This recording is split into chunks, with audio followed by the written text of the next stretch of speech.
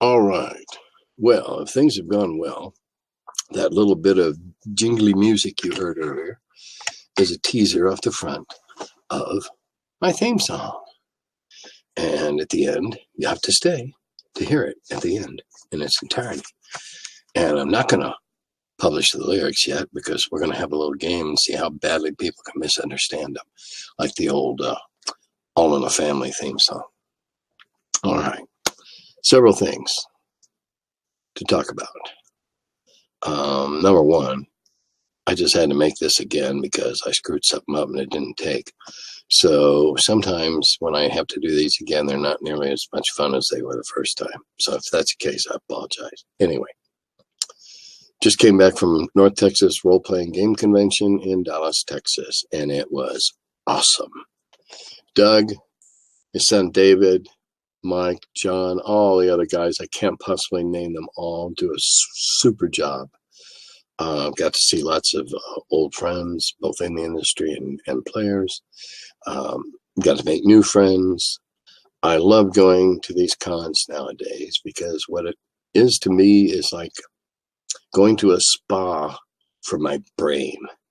Because this new form of game that I run, it's AD&D, OD&D, but it's mostly played for laughs, and I make it up on the spot as we go along, and it gives me a huge endorphin high when everybody walks out of there laughing. And so that's why I do it now. I worked off a little of the fat and get back to writing. Got a Kickstarter coming out next month. We took the Curse of the Weaver Queen, split it into the Curse of the Weaver Queen and the Benison of the Weaver Queen, made it into two, try to reverse the effects and all that, and if so, be rewarded stupidly.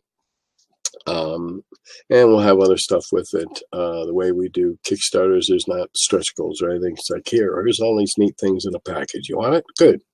Tell us.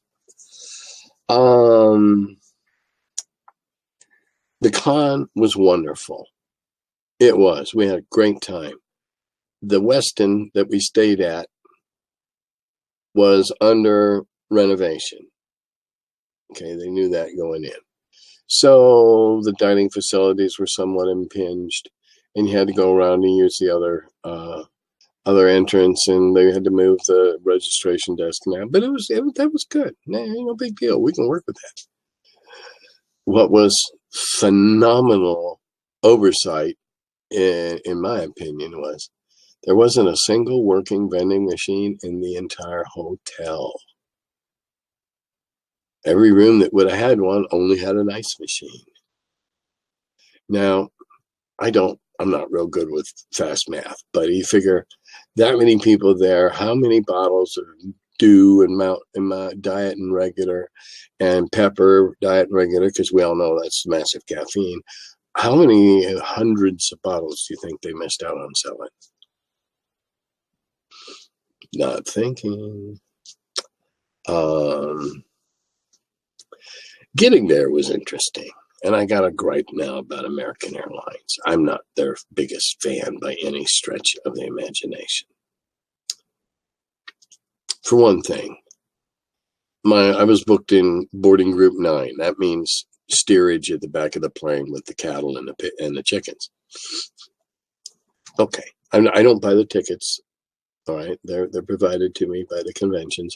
I'm not looking against gift horse in the mouth. But here's what I want to say about American Airlines.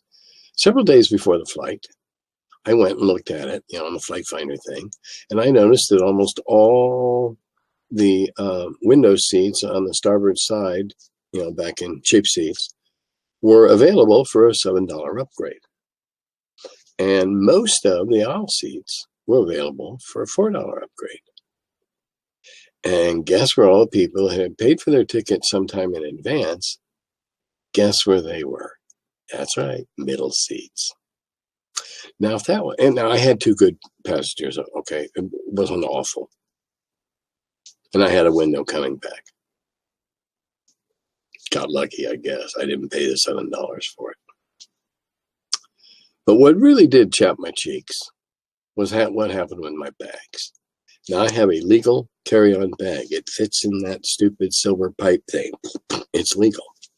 Neither time could I carry it on because all the other people in the groups that get to board first and sit up front and that were carrying on bags that were half again to twice as big as mine. And of course, they'd stuffed all the luggage bins.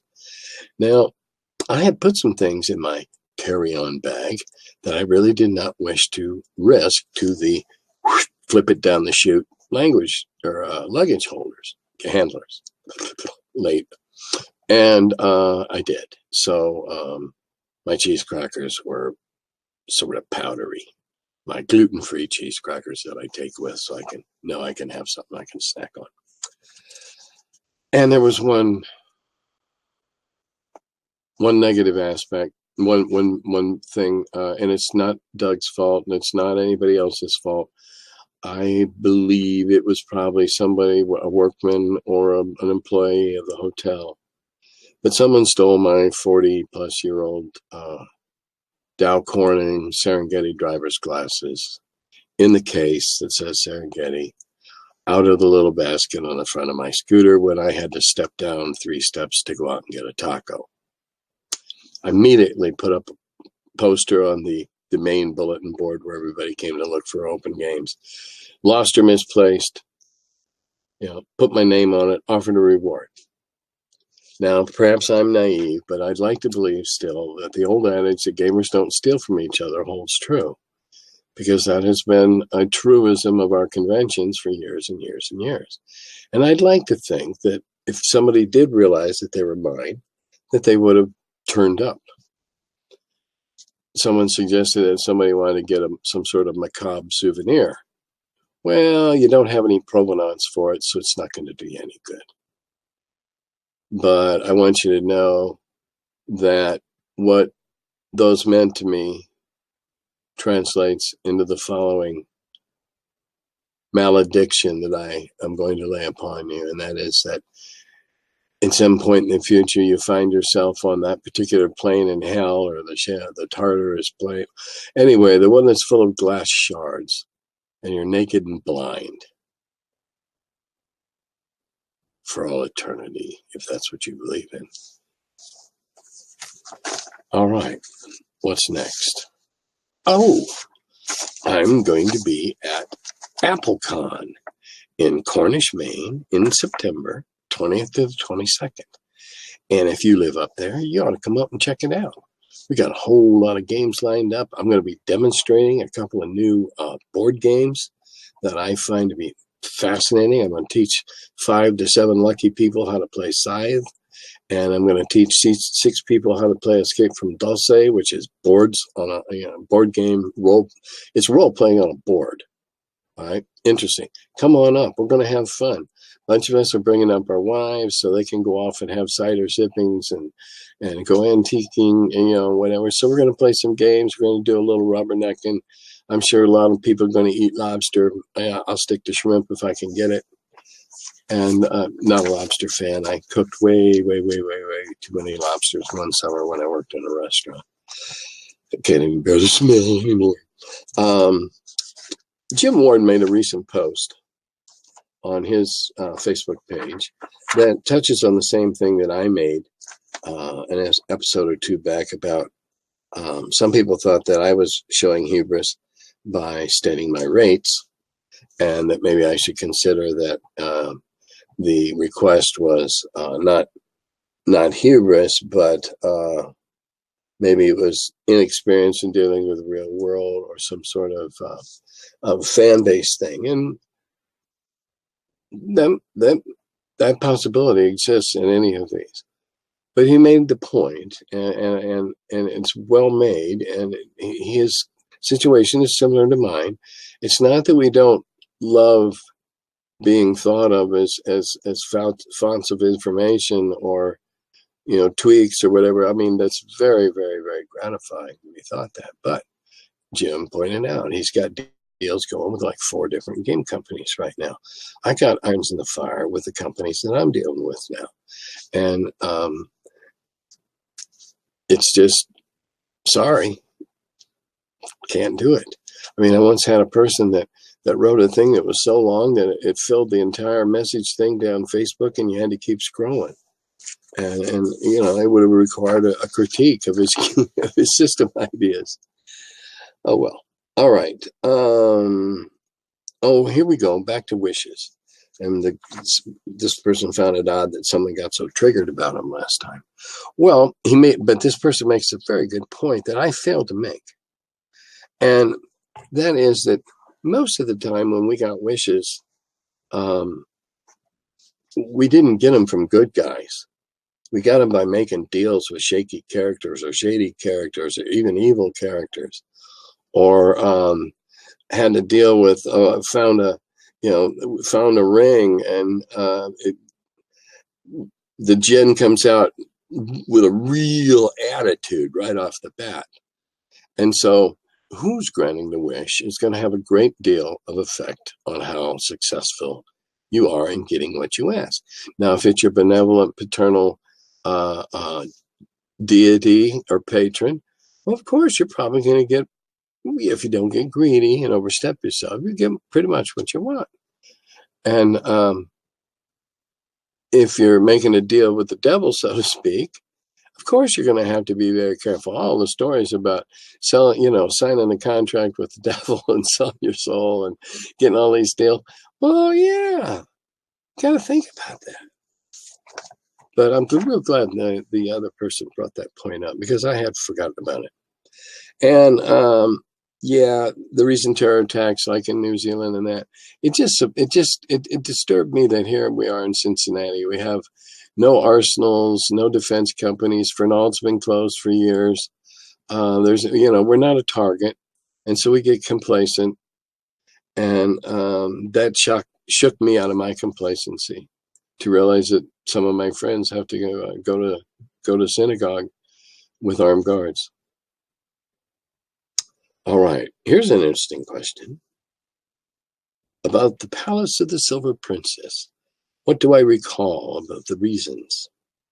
Well, that happened a little bit after I was there, but I know pretty much what happened. I don't recall all the names, and I don't wish to condemn anybody if I say a wrong name. But some people say it was due to art.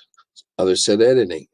I also read that art featuring the 3-headed ubu were characters of TSR plays. Do you know the story? Yes, yes, and yes. All of those things, all of those rumors are part of the story. The author of the adventure wanted so much to be published, and there was great support within the company to have a female author publish an adventure. However, it would appear that the decision was not unanimous, because apparently from the get-go, she never got any oversight from the head of creative. She was allowed to go off on her own. Again, I don't know all the particular details, but in summations. And so when it came time to present the product, yeah, the art was shaky. The editing was poor. But there was a rush to get a female into production. And again, no oversight to see just how poor it was according to the current quality standards. It went out. All these faults were immediately seen. And yes, the 3-headed thing had Gary on one head and Brian on the other. And there seems to be some dispute as to who the third head in the middle might have been. So all those things came into it. And tragically, a potential talent was wasted. A potential to be more inclusive was wasted. There were, when I was there, misogynists amongst the staff, particularly the art director. And I don't know that perhaps somebody in creative didn't wish to see a woman succeed, or decided to just let her fall on her face. I don't know I have no idea the motivations, but all those three things are true. And it was pulled back in, and the end result were all those negatives I told you. The only positive side is those few rare copies that got out into the public are now worth a stupid amount of money simply because they were a mistake, and so they're rare. Go figure.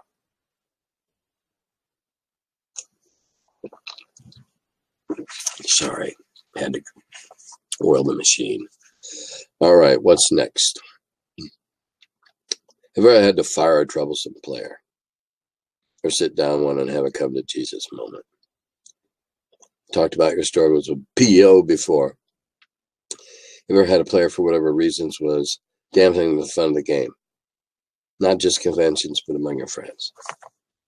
Well, never ever in that first group, in those first, that first amazing year and a half, never ever. Because if the people didn't find it was their cup of tea, they drifted away, and all us hardcore loonies, there was always 11, 12 of us ready to play. And so, no, never there. I had a group a few years back that I was using to play test the stuff I was writing at the time for Eldritch. And we had a couple of guys that signed up. We were at a friendly local game store. And we had a couple of guys that signed up that just kind of sat over on their side of the table and talked to each other, and when they did anything.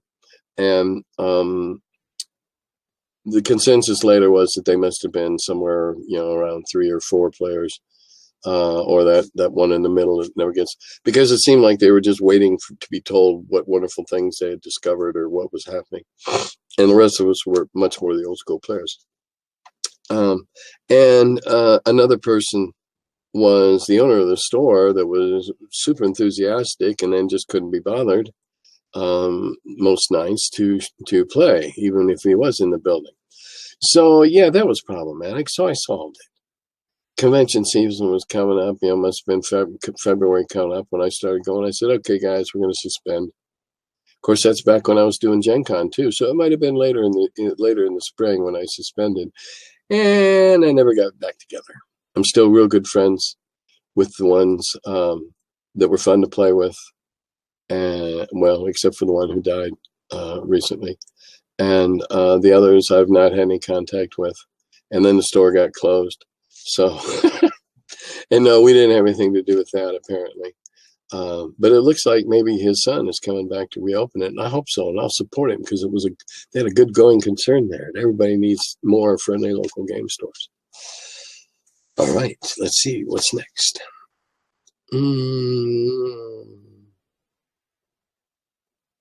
All right, that we already talked on. Okay, can't agree with you more about gaming helping depression. Help my friend who fought a 5-year battle with cancer. We actually formed a nonprofit to go into facilities that have members with long-term illnesses to play games with them. We did our first event yesterday, and it was well received. Outstanding. I don't use names on my thing, so I won't, even though that is a beautiful thing to do. Outstanding. If there's any way that if you get this thing going and there's any way I can help, I will reach out to my friends in the business. I've got all the dice you can want right now, and other neat stuff. If you get this thing, great, and I'd love to see other people start chapters of it, because depression is feeling like nobody understands, and you're all by yourself, and you're down in the bottom of this hole. Now, I'm not talking about clinical depression. I've not suffered from that, but the depression I had at the bottom of the absolute nadir of my chemotherapy, I still recall and shudder a little bit of just how awful that was. And the comradeship, the companionship, just the the belonging, because you both share, or however many people you are, you share this common interest, can be a lifeline and a way back into the light. Maybe not the first time you arrange to go there, one Saturday a month, or whatever. And after a while, you get the same people showing up. And if it becomes great, you do it more than one Saturday a month, whatever. Great idea. I have preached and preached and preached for 40 years about the social therapeutic advantages of role playing. This is just another one. And I'm right on. You let me know. Contact me on Facebook in a PM and identify yourself, and I'll do what I can. I promise to try as hard as I can to help you get materials and stuff to do this kind of a program. And if you're successful, the sky's the limit. Okay. During my time as a teacher, did I ever have gaming in a classroom unless there's a reward for the whole class or passing attendance or lunchtime activity? No. I use gaming as a learning tool. When you teach world history, 9th graders, some 10th, doing it again, a couple of 8ths getting a leg up. There's a period in 9th grade world history that is just incredibly difficult to get students interested in, and that's the end of colonialism leading into the First World War and the aftermath of the First World War. And one of the reasons that I'm sure is the fact that everything they have to see in video, we have a visually oriented populace now. Everything's in what my daughter years and years and years ago called gray TV. My daughter wouldn't watch black and white reruns till she was 13 or 14. Just didn't want to watch gray TV. Didn't want to. It was disturbing to her. I don't know. Is that I divided up the class, and this was a project I had to do as part of my master's.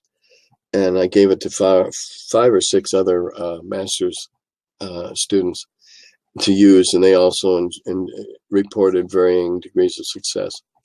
I divided the class up into nationalities, willy-nilly.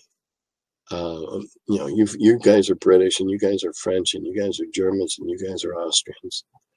And I chose the Western powers for a reason at that time. And I gave them a little slip of paper on a Friday. We were on a bell system, so we did Monday, Wednesday, Friday one week, and Tuesday, Thursday the next. So on Friday, I gave them a slip of paper, and it had their name and their age, and they're all very close to their actual age. A few years older. Like the 14-year-olds always want to be 17. But I made them, high school age roughly, and they were just, getting there. And something about your dad owns a chicken farm, or you got 3 brothers or whatever. And they had to go home over the weekend. By Tuesday, they had to give me 2/3 of a page, or roughly of a paragraph of their family history, their family tree. And from it, I studied those.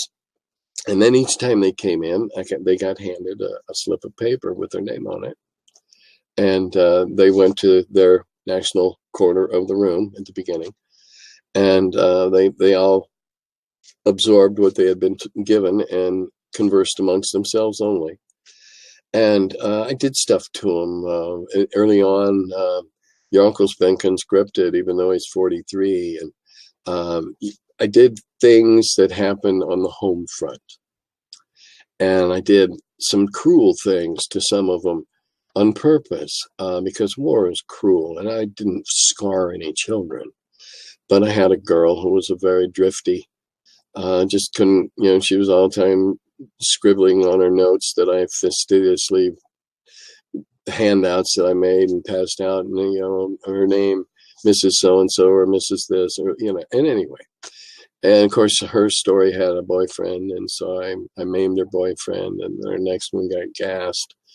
And I aimed them at the children because I knew them well enough. I felt, and it seemed to work. I knew them well enough to know how I could mess with their head, impact them.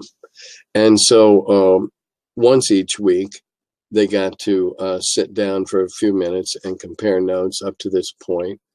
There were a couple of quiz things that were more not really test along the way. And of course, the end of the project was a paper that, had to summarize what had happened. And I got some amazing papers.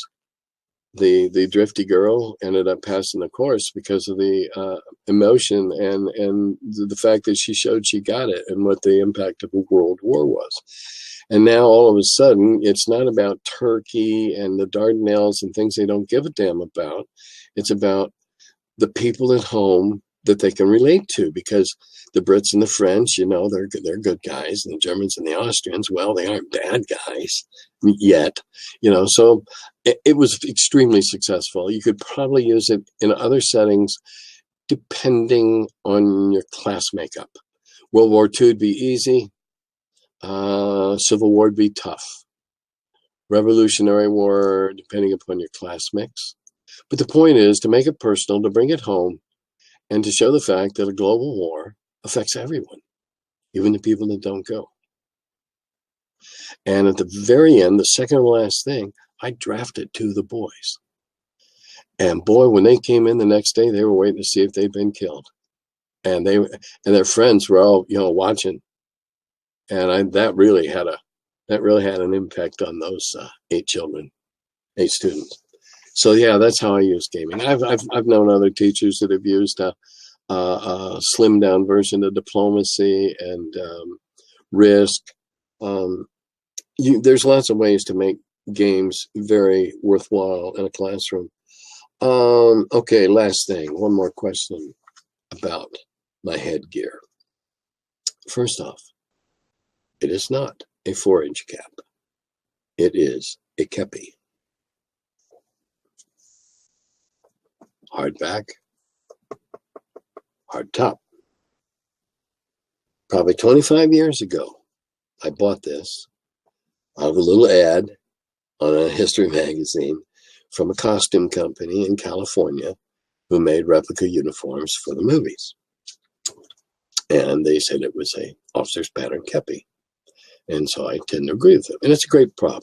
Fake buttons, not a real strap, but it's got the buckle. Really nice. Well, then someone asked me why I chose artillery. And that caused a little soul searching, because I really couldn't understand. I really wasn't sure why. I know I wouldn't put cavalry up there, because me and horses got an agreement. We stay as far away from each other as possible at all times. Horses don't like me.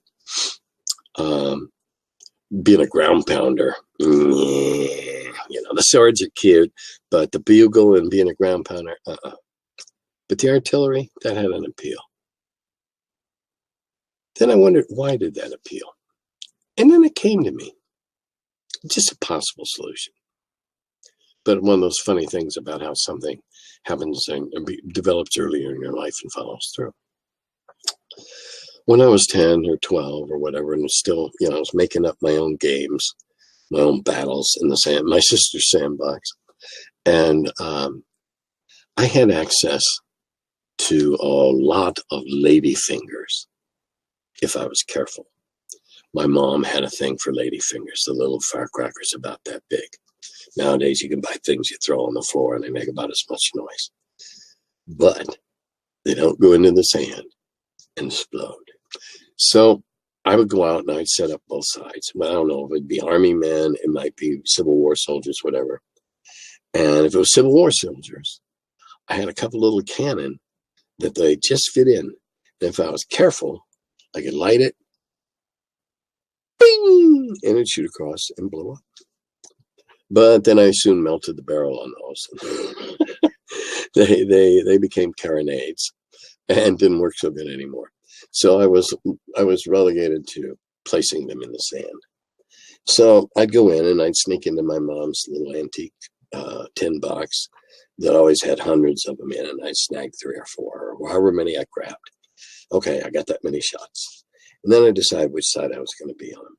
And then I decide, okay, where can I put these 3, 4, 5 shots where they do the most damage? So I put in the first one, and then I'd mark the rest, like that's where my barrage is going to fall. And then I would blow them up one at a time. And here's where the careful part came in. I didn't do this when Mom was home, and I always made sure I got all the paper scraps out. Use my sister's beach sifter and get all the paper scraps out. But that's probably where it came from. Where can I do the most damage? Oddly enough, when I joined the Navy, I ended up working on aircraft that did a lot of damage very well, very precisely. Who knew?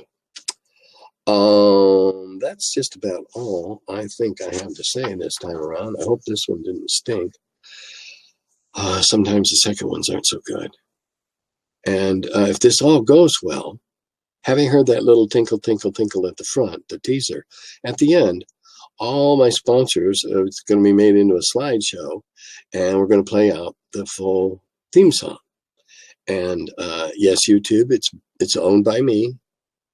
And we're going to have a little contest and see how badly people mangle the lyrics like it used to be with the old All in the Family lyrics.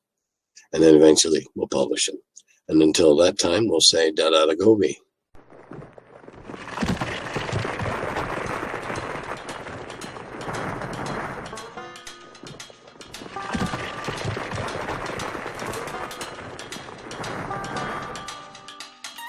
Oh, hello.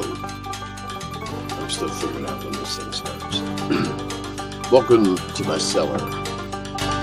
He's the curmudgeon who wrote about the dungeons. Now he's the feller, live from the cellar. Talks about D&D and old school RPGs. Still quite a feller, the curmudgeon in the cellar. Last man around when them rates went down. Calling Gary in that Lake Geneva town. Hey Gary, it's an awful mess. Let me edit, we'll have success. D&D and Dragon Magazine. He's the curmudgeon who wrote about the dungeons. Now he's the feller, live from the cellar. Talks about D&D and old school RPGs, but he's still quite the feller, the curmudgeon in the cellar. Magic missile, it's a mortar shell. Make it hit in the first level spell. Brought psionics to the game to attack that wizard brain. ESR and fantasy, collection of micro armory. Tight with tramp under a tree, high as could be. He's the curmudgeon who wrote about the dungeons. Now he's the feller, live from the cellar. Talks about D&D and old school RPGs, but he's still quite the feller, the curmudgeon in the cellar. Still quite the feller, the curmudgeon in the cellar.